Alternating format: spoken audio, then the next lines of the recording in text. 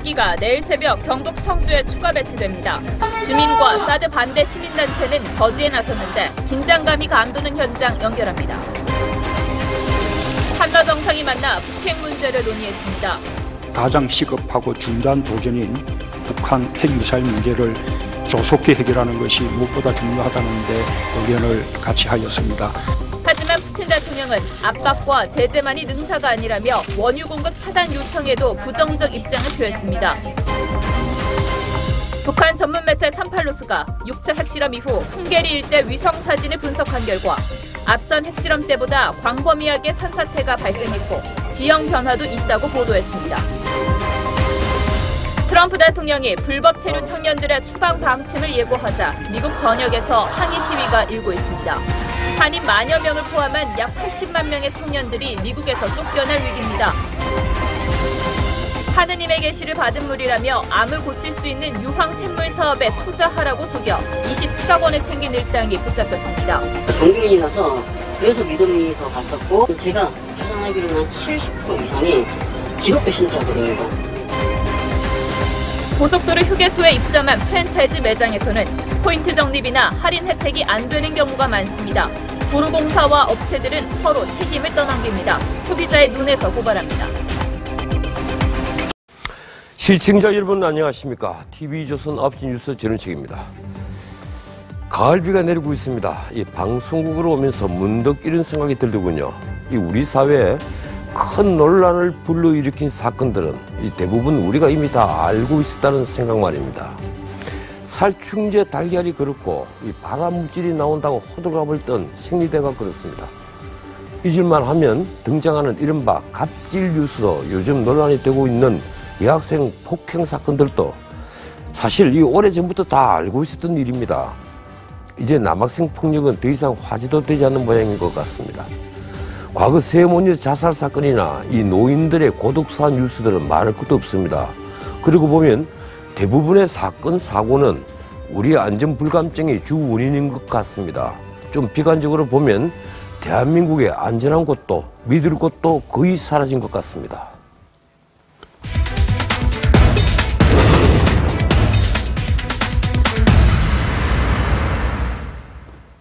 첫 소식입니다. 이 박근혜 정부가 사드 배치를 결정한 지 1년이 넘도록 숱한 우유곡절을 겪은 끝에 내일 남은 발사대 4기 배치가 완료됩니다. 국방부는 경찰력을 동원해서 사드 반대 단체를 막고 발사대를 성주기지에 추가 배치한다고 밝혔습니다.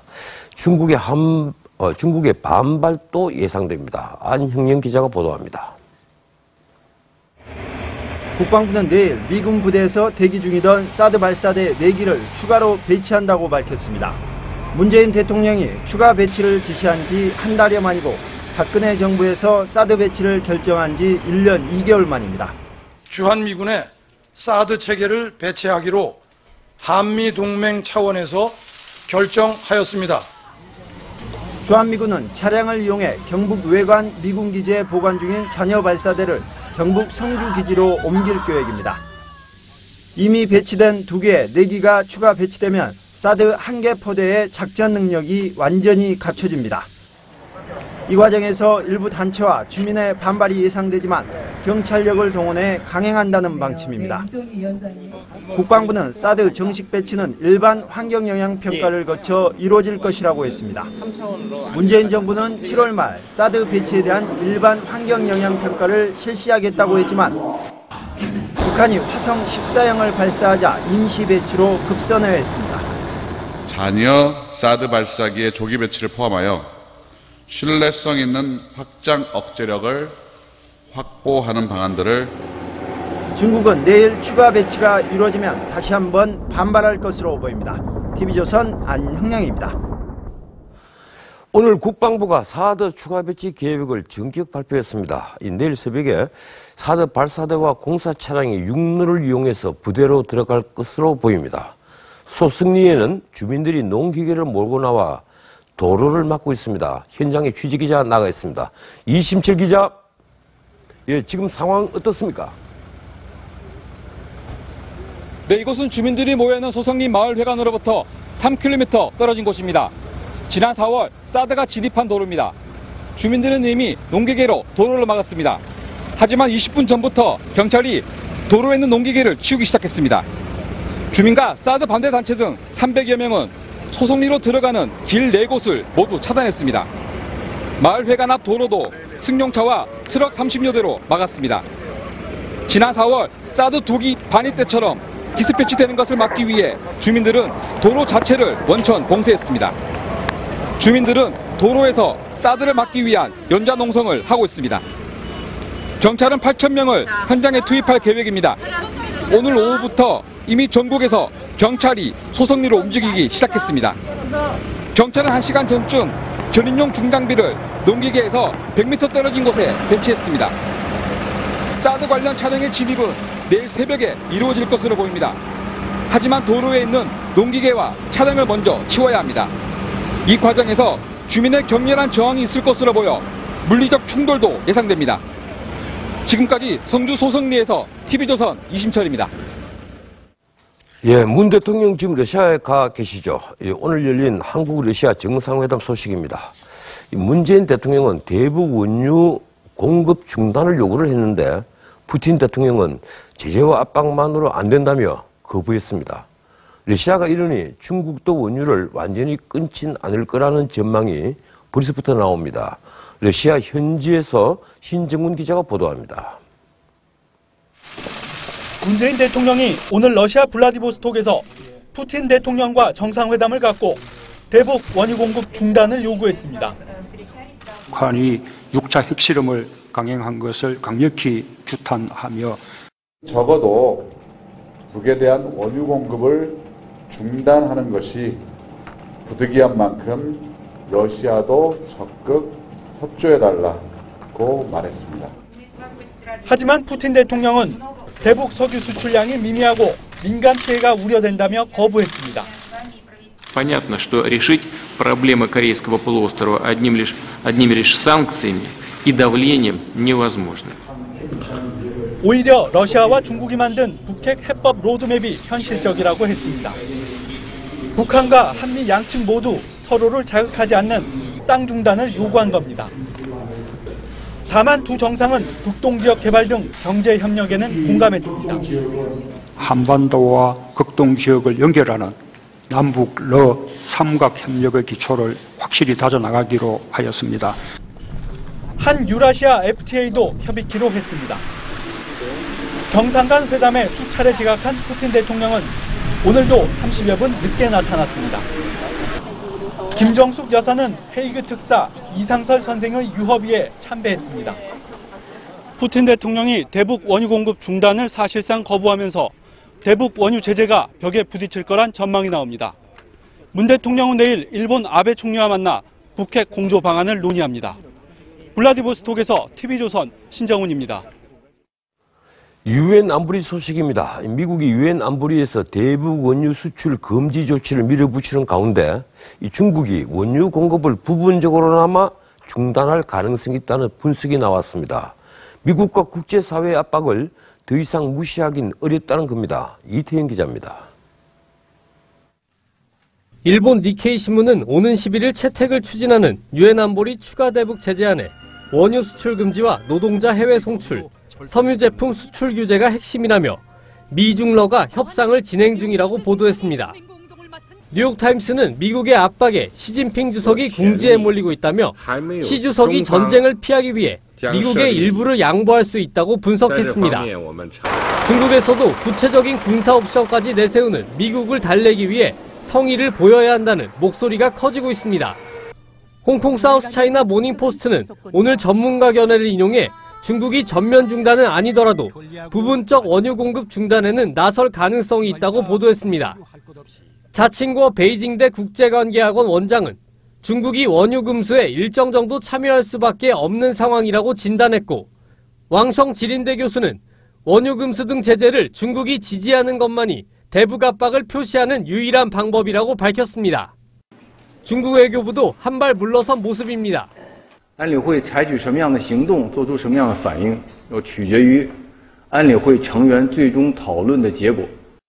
산케이 신문은 이와 관련 중국이 대북 원유 차단에 쉽게 나서지 못하는 5가지 이유를 분석했습니다.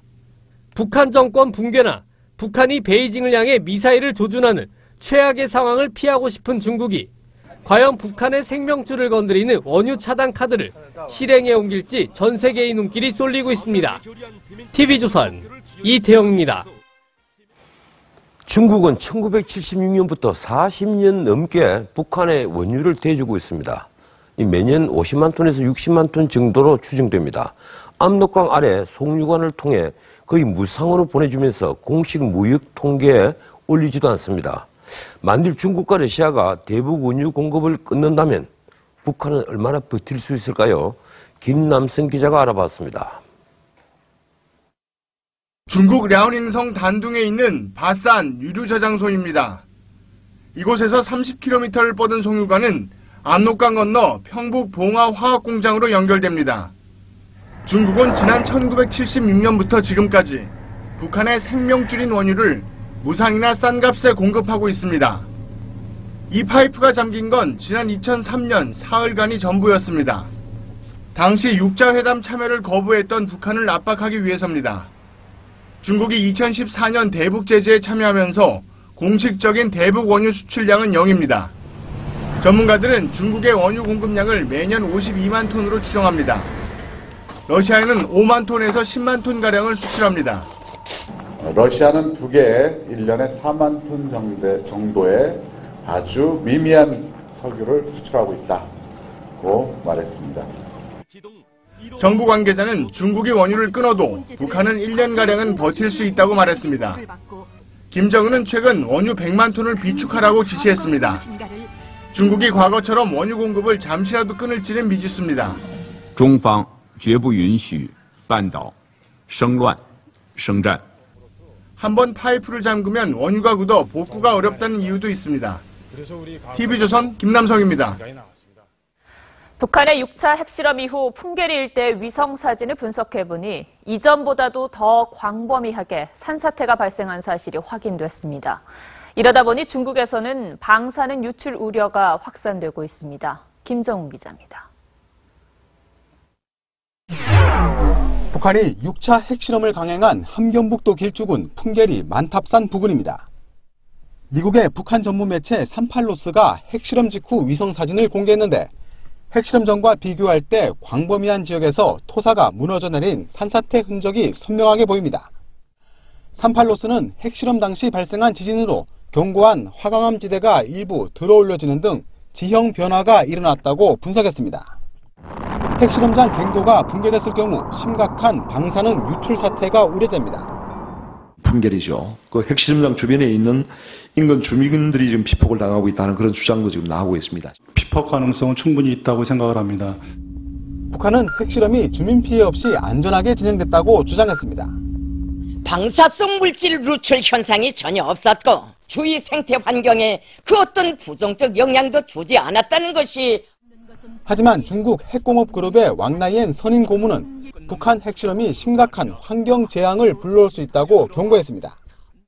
중국 접경지와 SNS를 중심으로 주민 불안이 확산하는 가운데 중국 정부가 방사능 상황을 실시간으로 공개해야 한다는 목소리가 커지고 있습니다. TV조선 김종우입니다.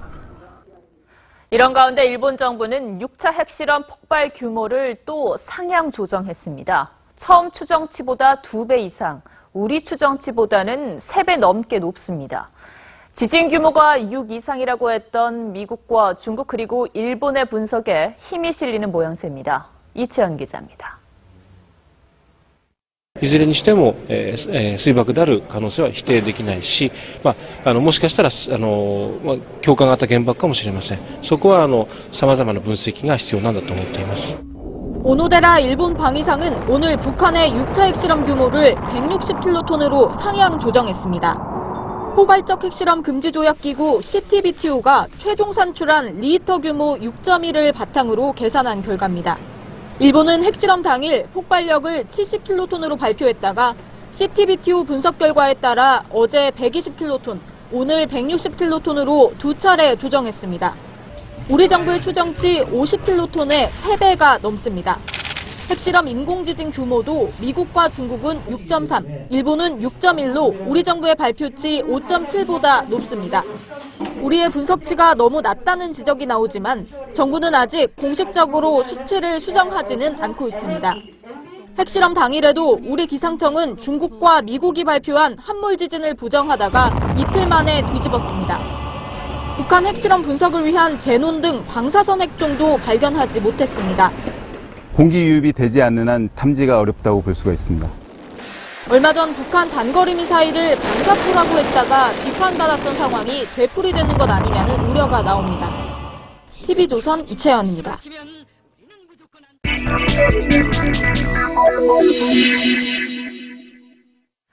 9월 9일 전쟁설이 돌고 있습니다. 이날 북한이 추가 도발을 하고 이에 맞선 미국의 군사 행동이 있을 거란 추측인데요. 근거는 없습니다. 미국이 실제 군사 행동에 나설 수 있을까요? 나선다면 어떤 옵션이 테이블 위에 있을까요? 포커스에서 짚어봅니다. The United States is putting all options on the table. We have many military options.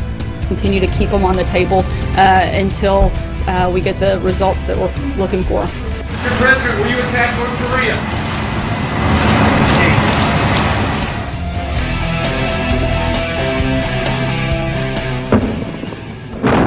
2003년 미국은 이라크를 침공해 후세인 대통령을 잡아 처형했습니다. 미국의 위협이 되는 대량 살상 무기를 만들고 있다고 판단한 겁니다.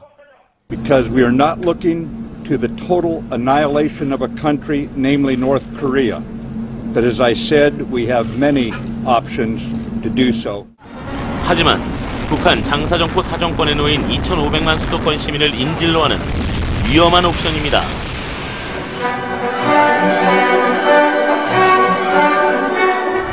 북한의 주요 핵시설만을 쪽집게식으로 타격하는 방법입니다. 지난 4월 중국은 관영 매체를 통해 외과 수술식 공격은 용인할 수 있다는 뜻을 내비쳤습니다. 하지만 수십 개로 추정되는 북한의 핵탄두를 단숨에 제거하지 못할 경우 핵보복이 뒤따를 것이 우려됩니다. 한반도는 물론 일본과 미국 본토도 사정권입니다.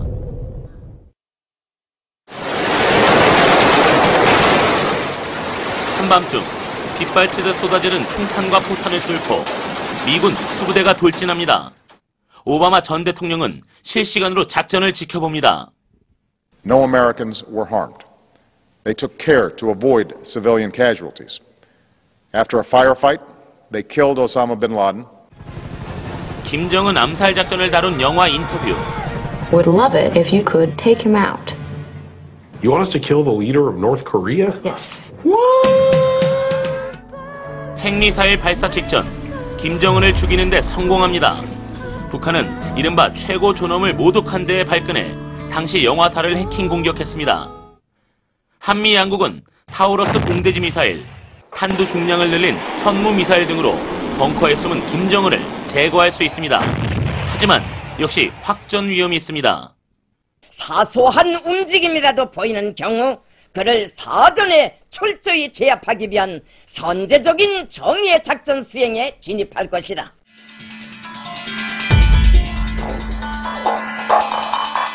월스트리트 저널은 무력 충돌을 피할 복합적인 옵션을 제안했습니다. 북한을 압박하는 동시에 엘리트층의 탈북을 부추기고 내부 쿠데타를 선동하는 방안입니다. 대북 식량 원조를 차단할 필요성도 시사했습니다. 한국엔 전략 핵무기를 배치해 북한에 대한 보복 위협을 현실화하자는 제안도 했습니다. 이 정권 교체 옵션의 걸림돌은 친미 정권 수립을 우려하는 중국의 반발입니다. 뉴스9 포커스였습니다.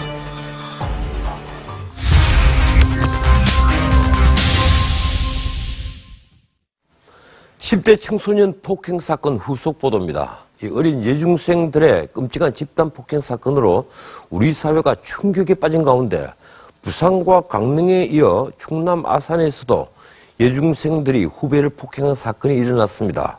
모텔에 가둔 채 때렸다고 합니다. 담뱃불로 화상을 입힌 걸로도 모자라 바닥에 떨어진 음식까지 먹게 했습니다. 이호진 기자가 보도합니다. 허벅지 뒤쪽에 시꺼멓게 피멍이 들었습니다. 허벅지 앞쪽은 7곳에 담뱃불 화상을 입었습니다. 여중생 15살 A양 등 4명은 지난 5월 충남 아산의 한 모텔로 14살 B양을 불러냈습니다. A양 등은 1시간 20분 동안 발길질을 하고 둔기를 휘두르며 B양을 집단 폭행했습니다. 바닥에 떨어진 음식까지 먹게 했습니다. 하루 전 같은 모텔에서 폭행당하던 또 다른 여중생이 탈출한 것을 말하지 않았다는 이유였습니다. B양은 3주 동안 병원 치료를 받았지만 보복이 두려워 학원마저 포기했습니다. 제가 이런 상황에서 어떻게 학교에 보내겠습니까? 나는 휴학을 하든가 아니면 자퇴 이런 게 안 된. A양 등은 B양에게 200만 원을 벌어오라며 풀어줬습니다. 검찰은 A양을 구속 기소하고 또 다른 가해 여중생은 불구속 기소했습니다. 한 명만 영장 발부되고 사람 정도가 좀 약해서 경위에서 불구속 기소시켰고요. 나머지 한 명은 13세 미만은 소년법원에 가게. 검찰 조사 결과 A양 등은 다른 여중생에게 조건 만남까지 강요한 것으로 전해졌습니다. A양 등에 대한 재판은 오는 27일 대전지방법원 천안지원에서 열립니다. TV조선 이호진입니다. 부산 여중생 집단폭행 사건의 가해자 4명 가운데 2명은 소년범 보호관찰 대상자였습니다. 이 보호관찰이란 실형을 사는 대신에 일정 기간 보호관찰관의 지도와 관리를 받게 하는 제도인데요. 우리 사회가 이 제도를 지켜봤더라면 2달 만에 보복 폭행을 할 수 있었을까 싶습니다. 정민진 기자가 보도합니다. 발길질을 하고 병으로 머리를 내리칩니다. 다른 학생도 의자를 휘두릅니다. 집단 폭행을 주도했던 2명은 모두 보호관찰 대상이었습니다. A양은 공동폭행, B양은 특수절도 혐의로 지난 4월과 5월부터 소년범 보호관찰을 받고 있었습니다. A양은 보호관찰을 받던 중 지난 6월 폭행 사건을 일으켜 경고를 받기도 했습니다. A양 등은 보호관찰 제도를 비웃기라도 하듯 2달 만에 또 집단 폭행을 저질렀습니다. 보호관찰을 받은 경험이 있는 청소년들은 형식적이라고 말합니다. 얼마 안 길어요. 길면 20분, 짧으면 10분. 질문이 항상 정해져 있고 거기에 맞다 아니다 뭐 있다 이렇게 얘기만 하면 되거든요. 보호관찰 대상자에 대한 경찰과 업무 협조도 이루어지지 않았습니다.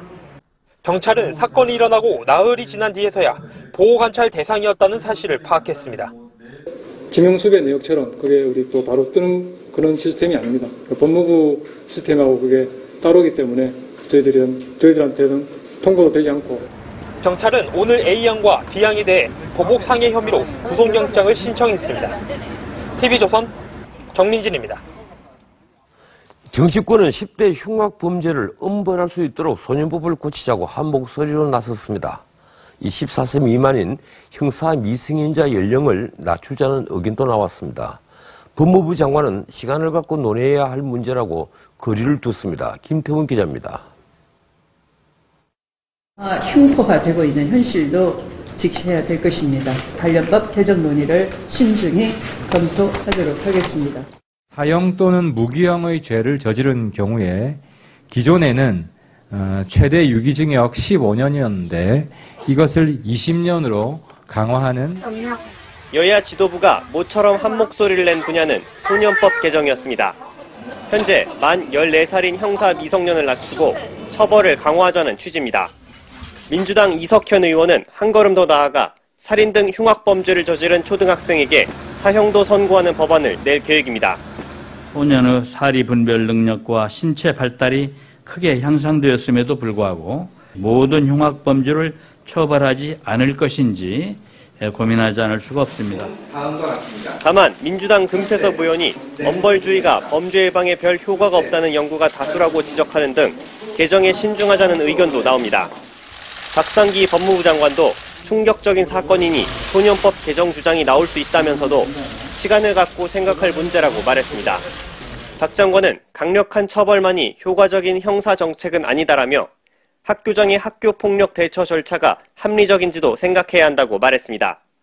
한편 박 장관은 검찰의 독립성보다 중립성이 더 중요하다며 법무부도 검찰을 견제해야 한다고 말했습니다. TV조선 김태훈입니다. 유황 샘물 사업에 투자하면 큰 돈을 벌 수 있다며 이 투자금 27억 원을 챙긴 일당이 경찰에 붙잡혔습니다. 하나님이 주신 물이고 암과 아토피 치료에 효과가 있다는 말로 신도들을 끌어모았습니다. 물론 모두 거짓말입니다. 구민성 기자입니다. 강원도 춘천의 샘물 제조 공장입니다. 창고엔 공장에서 만든 제품이 쌓여 있습니다. 57살 최모 씨 등은 자신들이 직접 만든 유황샘물에 투자하면 원금의 3배를 벌 수 있다며 투자자들을 꼬드겼습니다. 특히 최 씨의 동업자인 목사 이모 씨는 기도원을 운영하며 신도들에게 하나님이 주신 물이라고 투자를 권유하기도 했습니다. 종교인이라서 그래서 믿음이 더 갔었고 70% 이상이 기독교 신자들입니다. 그러다 보니까 종교적인 부분 때문에 또 게르마늄과 셀레늄이 들어있어 암 치료와 아토피에도 효과가 있다고 광고했지만 두 성분은 거의 포함되어 있지 않은 것으로 확인됐습니다. 이 같은 수법으로 지난해 7월부터 5달 동안 1,600여 명으로부터 27억 원을 받아 챙겼습니다. 보수육을 믿기로 해서 투자를 권유하는 사례가 있을 겁니다.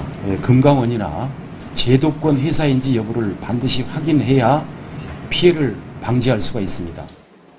경찰은 아직 신고를 하지 않은 피해자들이 더 있을 것으로 보고 수사를 확대할 방침입니다. TV조선 구민성입니다. 북한이 국내 ATM기를 해킹해 24만 건에 이르는 카드 정보를 훔쳐낸 것으로 확인됐습니다. 북한이 국내 ATM기에 손을 댄 건 처음인데 외화벌이가 목적이었습니다. 조덕현 기자입니다. 경찰이 급습한 원룸에서 신용카드와 카드 제작기기가 쏟아져 나옵니다. 중국 동포 A씨는 북한 해커에게서 받은 카드 정보 23만 8천 건을 국내외 6개 나라에 팔아넘겼습니다. 이후 각국 총책들은 위조 카드를 만들어 현금 9천만 원을 인출하는 등 모두 1억 200만 원을 부정 사용했습니다. 해외여행 간 적도 없었고 집에서 자고 있었는데 그런 사이에 돈이 빠져나갔으니까 무섭기도 하고 황당하기도 하고. 경찰은 북한이 지난해 10월부터 국내 ATM 63대를 해킹해 카드 정보를 빼돌린 것으로 보고 있습니다. 이 카드로 해킹된 ATM 기기를 이용하면 비밀번호를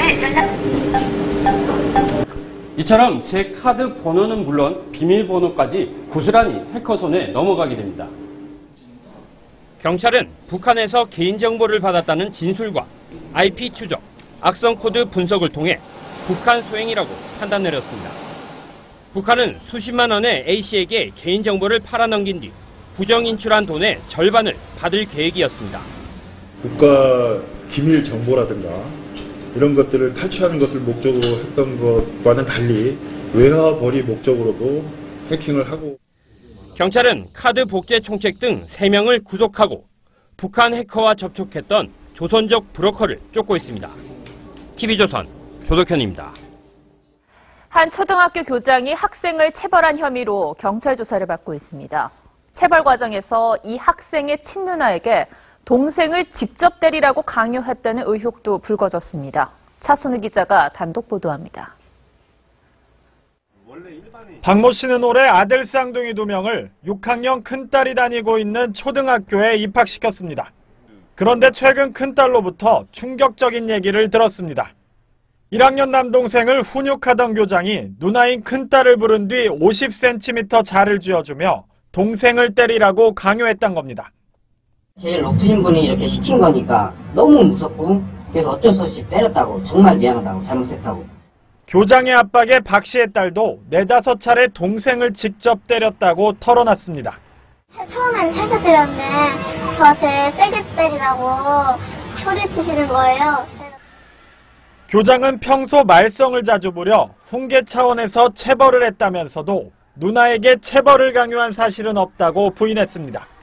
그러면 때려들어서 한번 해보자. 그렇게 서로 양해를 하고 그 부분은 저는 이제 처음 듣는 소리고요.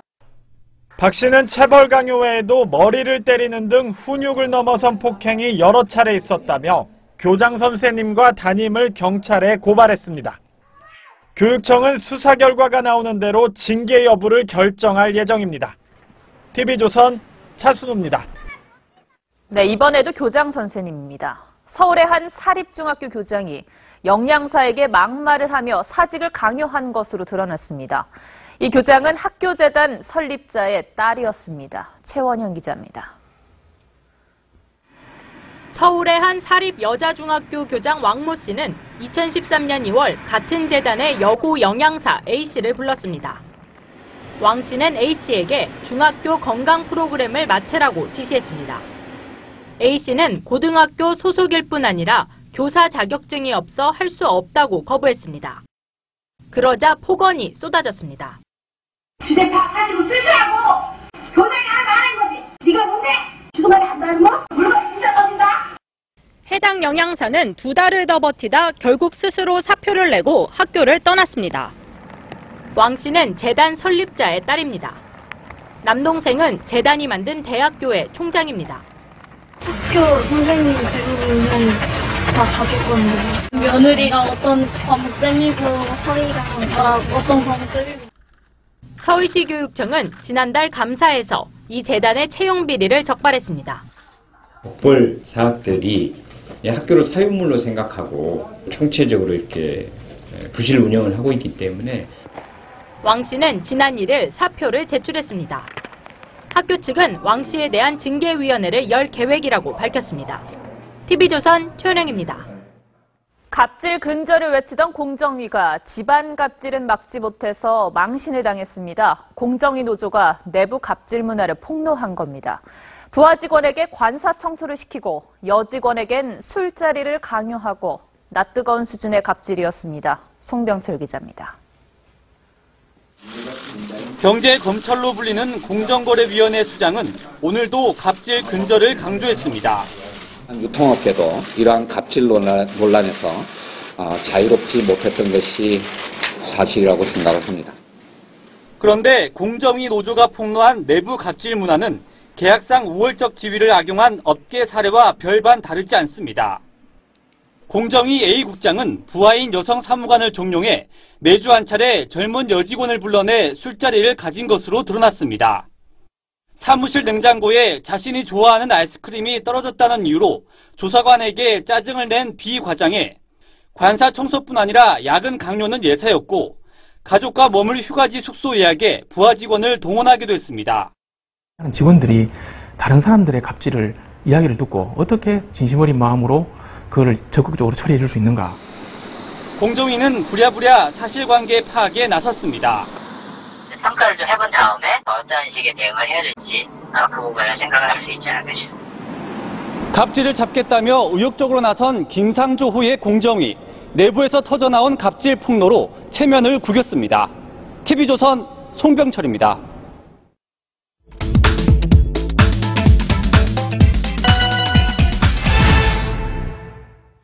고속도로 휴게소엔 커피 전문점을 비롯해 다양한 프랜차이즈 가게가 들어서 있습니다. 그런데 이들 휴게소 매장만 유독 할인 혜택이나 포인트 적립, 모바일 쿠폰 사용이 안 되는 경우가 많습니다. 왜 그런지 소비자의 눈이 들여다보았습니다. 고속도로 휴게소 내 맥도날드 매장.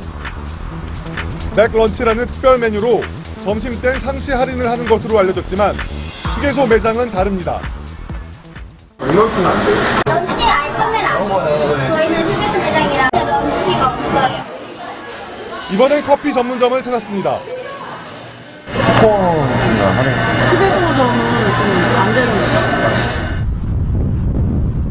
다른 휴게소 역시 사정은 마찬가지입니다. 런치가 안 되고 패션도 안 되고 아무것도 안 돼요. 이용객들도 체념한 듯한 반응입니다.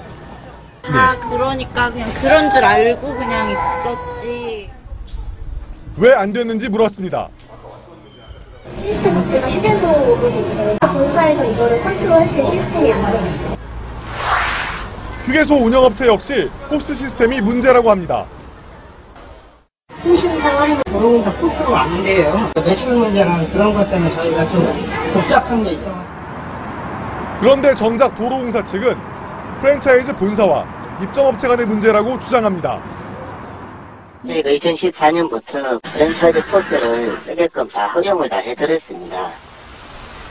반면 프랜차이즈 본사는 도로공사의 수수료 부담을 탓합니다. 입점 수수료이 너무 높다 보니까 부담이 많이 되죠. 유통 단계가 복잡해 어쩔 수 없다는 입장입니다. 수익이 안 난다면 사업을 했을까라는 생각이 듭니다. 이용자 차별이 될 수밖에 없기 때문에 이 부분에서 관계 당국인 정정거래위원회에서 이 특수상권이라는 이 정확한 명칭의 해석이 좀 필요하다고. 휴게소 운영업체는 시스템을 핑계 삼고 도로공사와 프랜차이즈 본사가 서로 떠넘기는 동안 소비자의 권리는 실종되고 있습니다. 소비자의 눈 안정용입니다. 트럼프 대통령이 미국에 불법 체류 중인 청년들을 추방 조치하겠다고 예고하자 미 전역이 반대 시위로 들끓고 있습니다. 약 80만 명의 청년들이 쫓겨날 위기입니다. 이 중엔 한인 청년도 1만 명 가까이 됩니다. 고서정 기자입니다.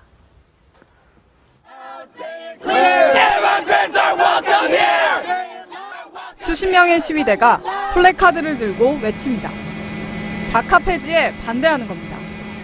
다카는 부모를 따라 미국에 불법 입국해 5년 이상 거주하며 학교나 직장에 다니는 30세 이하 청년을 드리머라 부르며 추방을 유예해온 프로그램.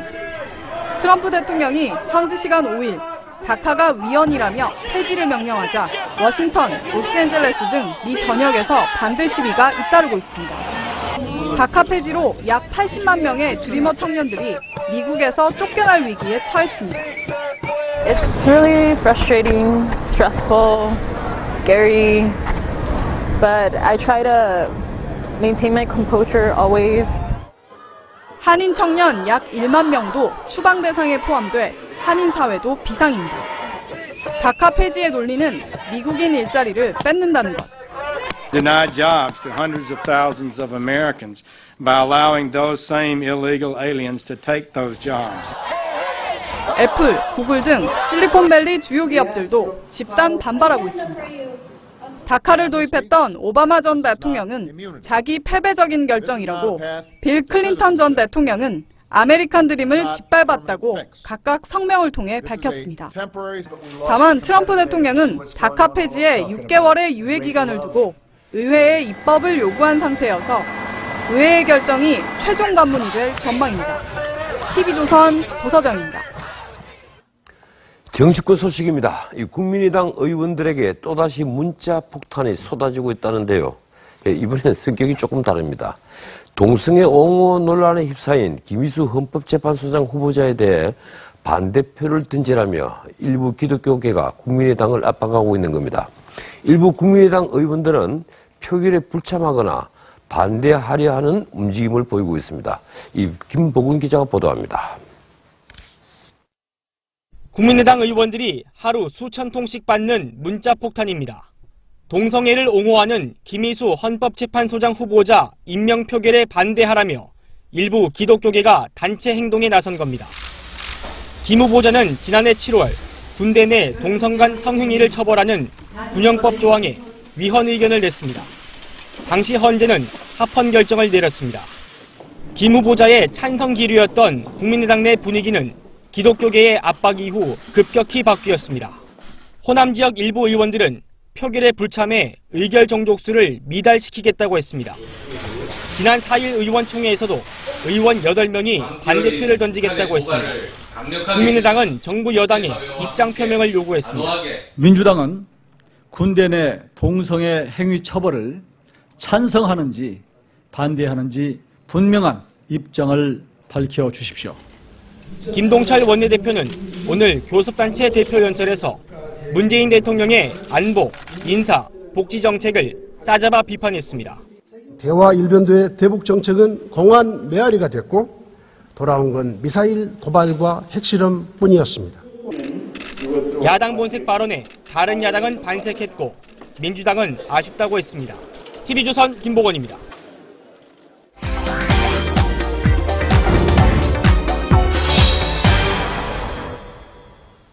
북한 6차 핵실험으로 안보 위기가 고조되는 가운데 국회는 공영방송 문제로 공진 중에 있습니다. 국회 보이콧을 이어가고 있는 자유한국당 정우택 원내대표 스튜디오에 나왔습니다. 어서 오세요. 네, 안녕하십니까.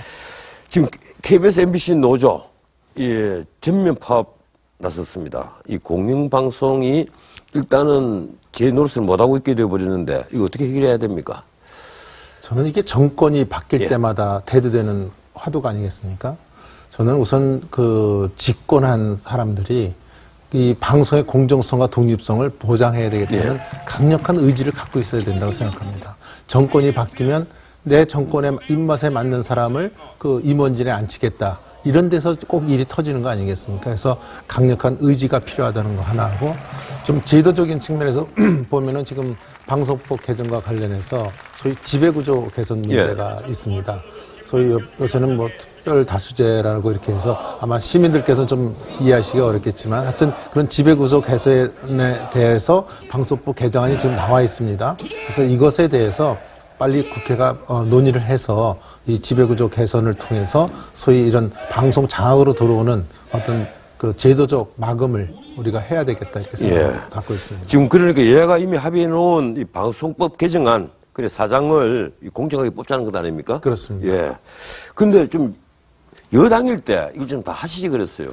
그 얘기를 하면 저희들이 좀 쑥스럽습니다만, 예. 그건 이제 과거로 좀 묻어놓고 이제 알겠습니다. 정말로 그 방송인들조차도 이번에 그 방송법 개정안이 나온 것이 그 이상 좋은 안이 없다는 얘기들을 하고 있거든요. 그래서 이번에 이 방송법 개정안이 제대로 국회를 통과했으면 좋겠다 이런 생각을 갖고 있습니다. 그럼 이 방송법 개정안에 완전히 합의하는 것이 국회 복귀 조건입니까? 어떻습니까? 국회 복귀를 하는 조건이 뭐 또 따로 있습니까? 이제 그럼 너무 구체적인 이제 방법이죠. 물론 그것은 좁게는 그것도 포함이 되겠지만 우선 이 문재인 정부에서 이 방송을 장악하려는 그런 시도를 하지 않겠다. 그런 음모를 하지 않겠다 하는 것을 좀 국민한테 분명히 밝히고 그게 필요한 조치들을 취해 나갔으면 좋겠다 이렇게 생각합니다. 뭐 우리 정치판에 또 한 가지가 있는데 뭐 조건을 얘기하셨으니까 있는데 뭐 조건까지는 아니지만 저는 최소한의 얘기라고 말씀드리고 싶습니다. 지금 사실 저희들이 지금 국회에 불참하고 있는 이유 중에는 지금 말씀드린 이유도 있지만 언론 방송 장악을 하겠다는 저희들은 음모가 이제 발도까지 나왔다는 이런 데에 대해서 반발도 있지만 이 대통령이 처음에 취임하실 때 협치 얘기를 굉장히 강조하셨지 않습니까? 사실 지금까지 한 120일 지내오는 동안에 정말 협치라는 게 거의 없었습니다. 국회를 중시하는 태도도 없었고 야당의 얘기를 경청해 듣는 모습도 없었습니다. 저희들이 이 정기국회 가장 이 중요한 시기에 못하러 국회 밖으로 나왔겠습니까? 그것은 그동안에 국회에서 100마디를 해도 한마디도 들어주지 않는 여기에 답답함에서 이러한 문제가 생겼기 때문에 협치의 정신을 좀 돌아가 주십사 이런 말씀을 좀 드리고 싶습니다. 이제 야당이 되니까 역지사지라는 말이 자꾸 느껴지는군요. 그런 점도 있죠. 지금 전술핵 재배치 당론으로 했는데 뭐 여당은 반대를 합니다. 지금 당론 그대로 관찰할 겁니까? 저는 당론으로 정했기 때문에 관철에 나가야죠. 그리고 당론으로 정했기 때문에 관철이 아니라요. 정부가 이제는 이 한반도 정세, 동북아 정세를 좀 제대로 봐야 된다 이렇게 봅니다. 중국도 이미 핵 무장이 돼 있고 지금 북한도 이미 저희는 핵 무장의 단계에 들어갔다고 보고 있다고 봅니다.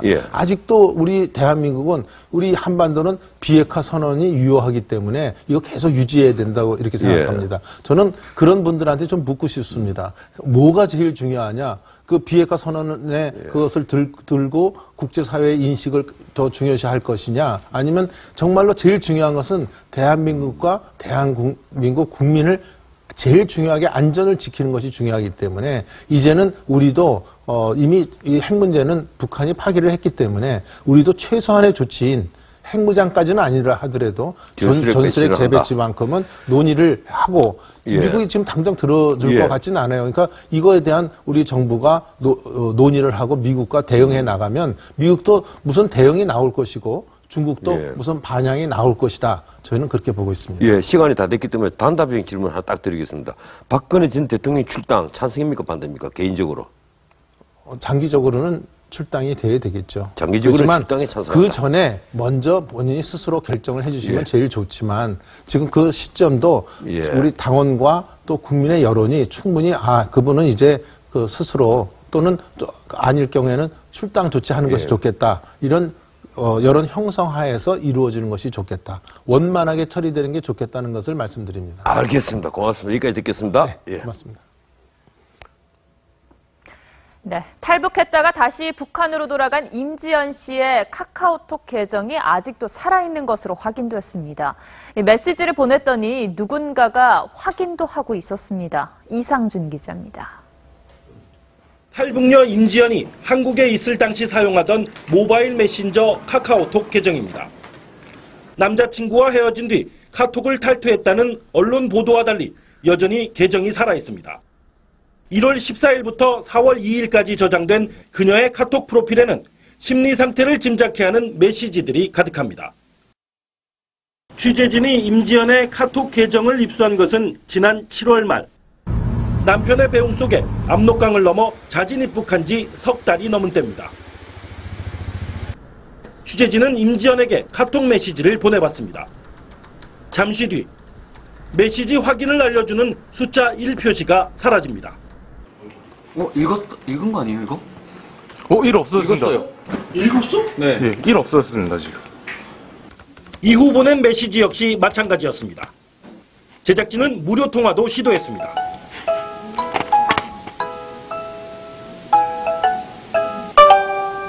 이거는 그쪽에서 끄는 건데. 북한에 있는 임지연의 모바일 메신저를 누군가 확인하고 있다는 얘기입니다. 메시지 확인 방식에는 일정한 패턴이 있습니다. 5분에서 10분 간격으로 확인했고 주말에는 확인하지 않았습니다. 취재진이 중국 현지 취재에 나선 8월 6일부터는 메시지 확인을 하지 않고 있습니다. 임지연의 입국 미스터리는 잠시 뒤 밤 10시부터 방송되는 탐사보도 7을 통해 낱낱이 공개됩니다. TV조선 이상준입니다. 시각, 청각 장애인들에게는 공연 보는 일이 쉽지만은 않은데요. 이 작은 배려만 있으면 장애인과 비장애인이 공연을 함께 즐길 수 있습니다. 그 공연 현장을 정은혜 기자가 취재했습니다. 공연장 로비에 하나둘 모인 사람들. 점자로 된 안내 책자를 보며 설레는 마음을 감추지 못합니다. 배리어 프리 뮤지컬을 보러 온 시청각 장애인들입니다. 공연 관람에 필요한 어플 설치 도와드릴게요. 시각장애인들을 위해선 무대에서 벌어지는 모든 동작을 말로 설명해주고 때마침 마당으로 들어온 홍랑. 청각장애인들을 위해선 대사와 가사 등 모든 소리를 자막으로 표시해줍니다. 상황을 설명해 주는 걸 들으니까 더 이해가 쉬웠고 자막을 보여주니까 뮤지컬 내용, 음악이라든지 다음 대사 굉장히 공감되고 많이 와닿아가 굉장히 재밌게 봤습니다. 이 공연의 가장 두드러진 특징은 장애인과 비장애인이 같은 공연을 보고 현장의 감정을 공유할 수 있다는 것. 공연 그 자체에는 손을 절대 안 대요. 하지만 공연 외적인 부분을 준비를 해서 서로 불편함 없이 같이 즐겁게 볼 수 있게 하자. 아직 보완해야 할 것이 많지만 장애인들은 장벽을 없애려는 시도만으로도 고맙다는 반응입니다. 이번 공연은 내일까지 연세대학교 100주년 콘서트홀에서 열립니다. TV조선 정은혜입니다. 우리 축구대표팀이 9회 연속 월드컵 본선 진출에 성공했습니다. 의미 있는 기록을 세우고도 걱정이 더 앞섭니다. 지금의 전력으로는 본선에서 선전을 기대하기 어렵다는 지적이 나옵니다. 신유만 기자입니다. 황희찬의 활발한 슈팅으로 경기를 시작했지만 전반은 우즈벡의 파상 공세였습니다. 골포스트를 때리는 우즈벡 타이다로프의 아찔한 중거리 슛. 하지만 우리 손흥민도 골대를 맞추는 위협적인 슛으로 응수하며 전반을 마쳤습니다. 후반전 신태용 감독은 수비 라인을 3백에서 4백으로 바꾸는 공격적인 전술을 들고 나왔습니다. 또 구자철을 투입해 중원의 패스길을 열었습니다. 후반 막판까지 베테랑 이동국과 염기훈도 투입해 공격에 활력을 더했습니다. 하지만 이동국의 헤딩슛은 크로스바를 맞았고 1대1 상황에서도 상대 골문을 열지 못했습니다. 0대0 무승부. 같은 시간 시리아가 이란과 비기는 바람에 조 2위로 9회 연속 월드컵 본선 진출에 성공했습니다. 하지만 최근 2경기 연속 무득점 등 지긋지긋한 골 결정력 부재라는 꼬리표는 떼지 못했습니다. 공세 때 직선 패스를 많이 사용하고 수비 상대 조직이 완성되기 전에 공격하는 그런 전술적 훈련이 필요하다. 해프닝으로 끝났지만 2002년 4강 신화의 주인공 거스 히딩크 감독 영입설이 돌기도 했습니다. 월드컵 무대는 더 이상 참가에 의미를 두는 곳이 아닙니다. 선수, 협회 모두 뼈를 깎는 자구책이 필요합니다. TV조선 신유만입니다.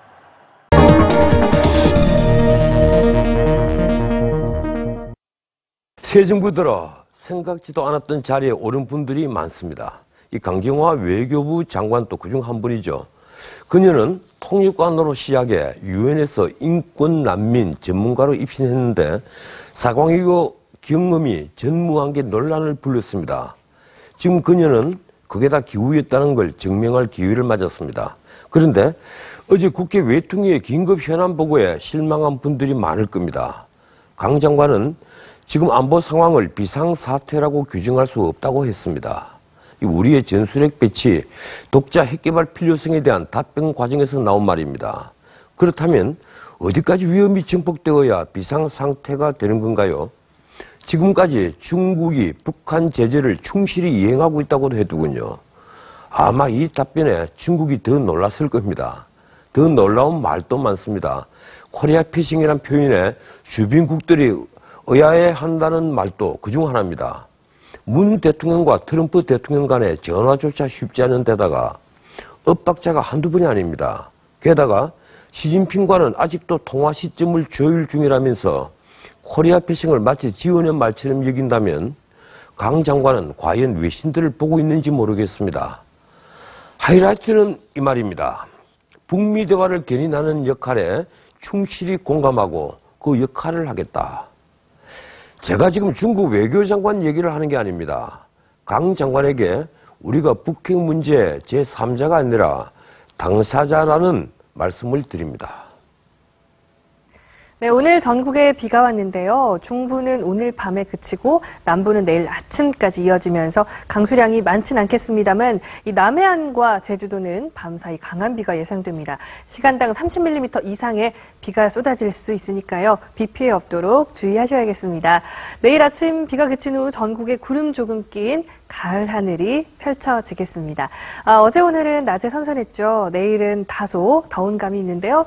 서울, 대전, 부산 27도까지 오르겠고 대구 28도 예상되고 있습니다. 아침 최저기온은 20도를 밑돌아 오늘보다 낮겠는데요. 일교차는 더 크게 벌어지겠습니다. 모레와 주말에는 전국이 맑겠고요. 낮 기온이 올라 30도를 밑도는 더운 날씨 예상되고 있습니다. 날씨였습니다. 정치가 타락하는 게 왜 감추어지는지 아십니까? 부패 권력에 저항하는 용감한 이가 없기도 하지만 대부분 정치 집단은 이익을 함께 하기 때문입니다. 오늘은 여기까지입니다. 내일 멋진 하루가 될 거라고 믿읍시다. 내일 9시에 뵙겠습니다. 고맙습니다.